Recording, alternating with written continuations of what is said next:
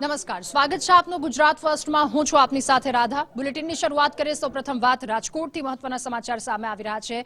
રાજકોટમાં સહકારી મંડળી ચૂંટણીનું ચિત્ર સ્પષ્ટ થયું હોય પ્રકારની માહિતી સામે આવી।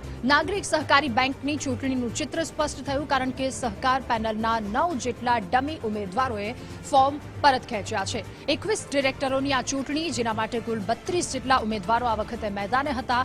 9 ઉમેદવારોએ પોતાના ફોર્મ પરત ખેંચ્યા છે। સહકાર પેનલના 21 અને સંસ્કાર પેનલના 11 જેટલા ઉમેદવારો આ વખતે મેદાને ઉતર્યા છે। ત્યારે નાગરિક બેંકની ચૂંટણીમાં 6 ઉમેદવાર બિનહરીફ થયા। આ મહત્વના સમાચાર। શનિવારે કલ્પક માણિયાર સહિત 4ના ફોર્મ રદ થયા। વધુ માહિતી મેળવીશું। સંવાદદાતા રહીમ લાખાણી આપણી સાથે જોડાઈ ચૂક્યા છે। રહીમ, આ જે ચૂંટણી છે એનું ચિત્ર સ્પષ્ટ થયું રાજકોટમાં, શું વધુ વિગતો આ મામલે?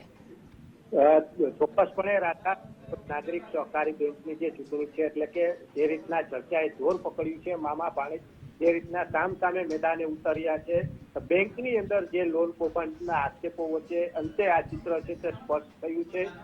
જે રીતના વાત કરીએ નાગરિક સહકારી બેંકની અંદર 21 ડિરેક્ટરોની આ ચૂંટણી છે ને તેમાં 32 જેટલા ઉમેદવારો મેદાને છે।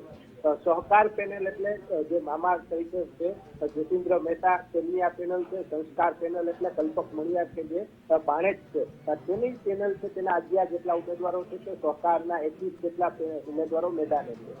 નાગરિક બેંકની ચૂંટણીમાં 6 ઉમેદવારો બિનહરીફ છે, સહકાર પેનલના અત્યારે થઈ ચૂક્યા છે।